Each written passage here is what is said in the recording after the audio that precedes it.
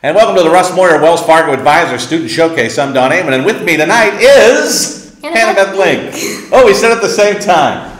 Say it again. Hannah-Beth Link. Hannah-Beth, tell us a little bit about yourself. I'm 17. I'm a senior. I'm captain of the dance team at the high school. I dance for Jillian Blakemore at Dance Star Productions, and I teach there too. You teach the little kids. Yeah, first grade. And you're going to graduate in May. We're going to have to say goodbye to you, which is going to break my heart, but hey, life goes on. And something exciting just happened. What happened? On Thursday, I got accepted to OU on the same day as my best friend, Brooke Hightower. We're going to go up there, hopefully live together. You know that people that are friends, especially girls that are friends in high school, and then they go off and live together in college, it always ends up bad. Me and Brooke have been friends since like kindergarten. Yeah, I don't think it would go bad with you two either. I don't think so. And you want to be a? Nurse practitioner. Nurse practitioner. That's not a PA. I said a PA when I was talking to you earlier. Well, everybody calls it a PA. Oh, really? And they can write prescriptions, but they don't have to work under a doctor. They have kind of a different set of rules and guidelines, I guess. And if that doesn't happen, you're a very talented young lady, Brooke. Hannah-Beth was Sandy in Greece. Not only can she dance, but she can sing. She's an awesome singer. And when she was a little kid, probably about 10, we did a play together over at the community theater. And that's when I fell in love with her, when she was 10 years old. And so for all these years, I've just watched her blossom into this talent, this wonderful talent. So tell us about your singing. I still sing a little bit. Greece was my last big thing. I'm about to sing at church with my brother. He plays the piano.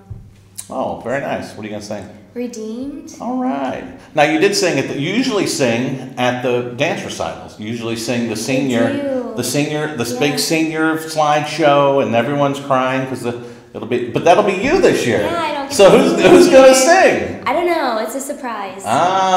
She sang last year. She sang "Let It Go," and the year before that, she sang "For Good." For Good's from Wicked, and Let It Go, of course, is from Frozen, everybody's favorite. Are you going to be the Frozen girl for Halloween? What's her name, Elsa? Yeah, no, I'm going to be a robber with Brooke, like partners in crime. You're going to be a robber. Yeah. I don't know if you can see this, but you can turn your head. She's got these awesome skull earrings on right here. Those are awesome. Week. So do you plan on continuing any of the artsy stuff when you go away? I'm not really sure yet. More than likely, I don't think I can just stop. You just can't stop. Yeah. No, once it's in your blood, it's in your blood. That is awesome. Do you play any instruments? Your brother plays the piano, you said. Do you play any instruments? No, I used to play piano when I was little, but I don't anymore. Don't anymore. Well, let's see. We talked about going to OU. We talked about future. Oh, I know what we haven't talked about. You were in October, or in the beginning of the football season, week 2, you were the homecoming queen. Homecoming queen. And you said that you kind of had an idea that you were going to be the homecoming queen. See, I didn't know. I had heard, but I didn't really believe it. I thought they were just kind of messing with me. And messing with the water girls. I read the names. Yeah. So, and I told you, I said, I'm not going to read it till I get there, because I never do. Mike can contest to that I never read it till I actually get there. But they actually gave it to me early. So I actually knew at 4:30, because usually they just put it up there and wait for me to get there, but they gave it to me early, and I actually knew at 4:30, and I was like, oh, I can't tell her, I can't tell her. And of course I called you Hannah-Belle. Hannah-Belle, yeah. Because Hannah-Beth has also been, this year, the Rotarian Student of the Month with Brooke. They do everything together. And on their last day there, she was introduced as Hannah-Belle, so I've been kind of calling her Hannah-Belle. Hey, well, speaking of Brooke, I ask every student that sits in this chair to show the people if a special hidden talent or something that they can do that maybe no one knows about, that maybe they just don't let everybody know. And Brooke's had something with her thumbs. Yeah. What can you do? My fingers are double jointed, so they bend back farther than everybody's, and my thumbs Look at that. touch my wrist. Oh, do that again. Look at that. That is not a special effect. Joe is not adding that in. Her thumb is actually touching her wrist. This one doesn't. It goes back pretty far, but I can't touch it. But this one does. Do you know what that is good for? No. You can get out of handcuffs. Perfect. So if you ever get arrested, you can sit in the back and then Hey, what are you doing back there? So what's coming up? We've got, the Nutcracker. Tell us about the Nutcracker. On December 5th, Dance Star Productions is doing a little dance in the Nutcracker in Stillwater.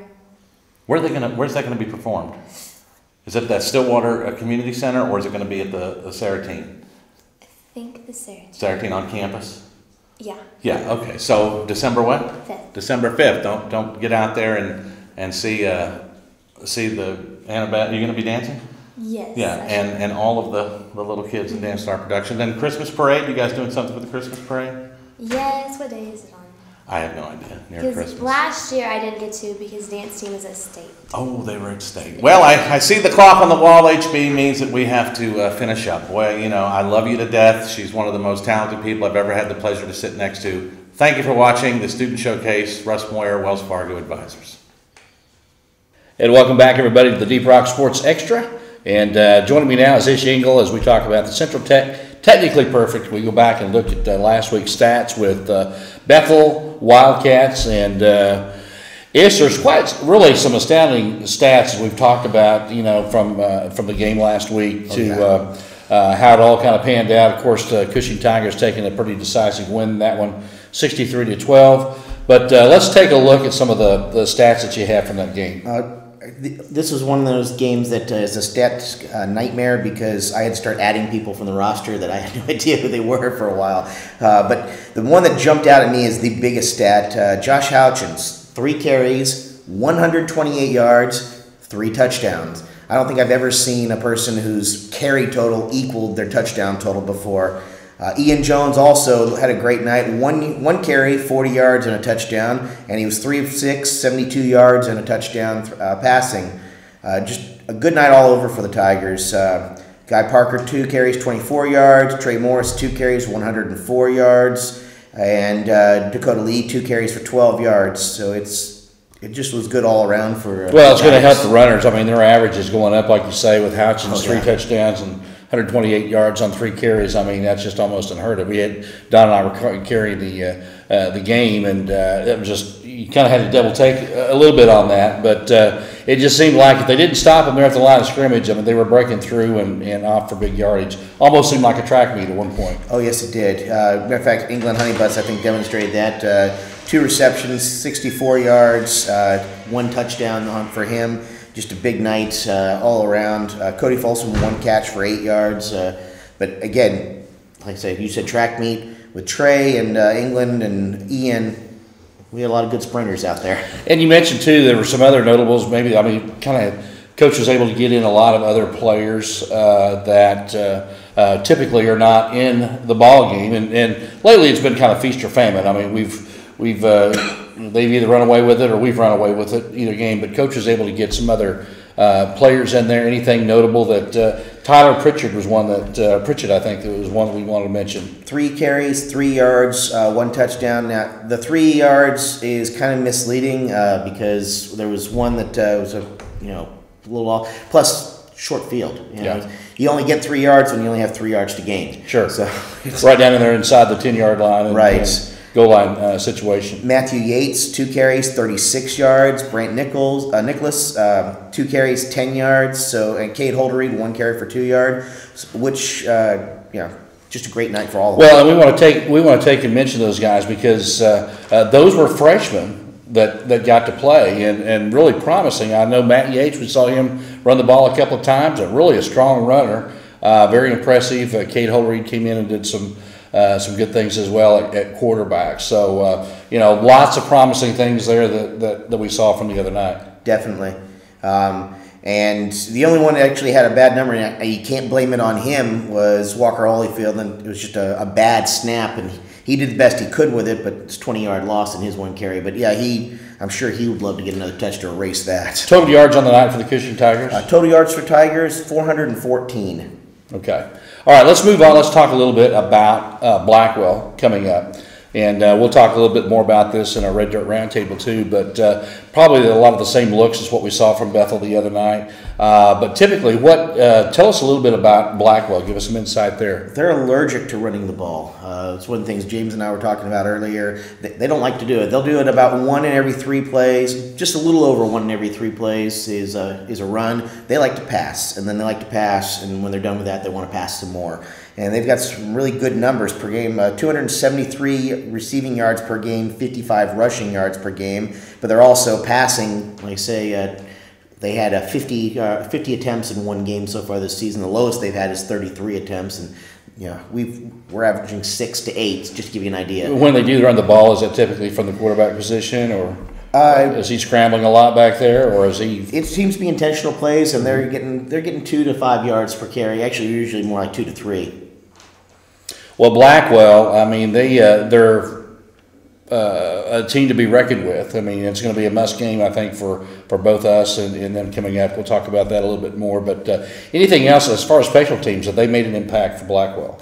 They do have 11 INTs on the season, and the defense can't be too bad because they've got 14 sacks in the season so far. So you can't really discount them out. They've put up some interesting numbers. They were close with Kingfisher, 20-27 at the half, before eventually losing with Big. But at the same time, they were blown out. It was 42-0 at the half with Heritage Hall. So hard to get a real feel for who the real team is. Well, I mean, definitely, I'm sure they'll show up for us this coming Friday. Anyway, we're going to take a look at that more. You're going to be joining us here with the Red Dirt Roundtable, and we'll take a little bit deeper look into that. For now, this has been the Central Tech Technically Perfect, and we'll be back with more of the Deep Rock Sports Extra right after this. The Deep Rock Sports Extra, brought to you by Deep Rock, the only locally owned energy company in Cushing.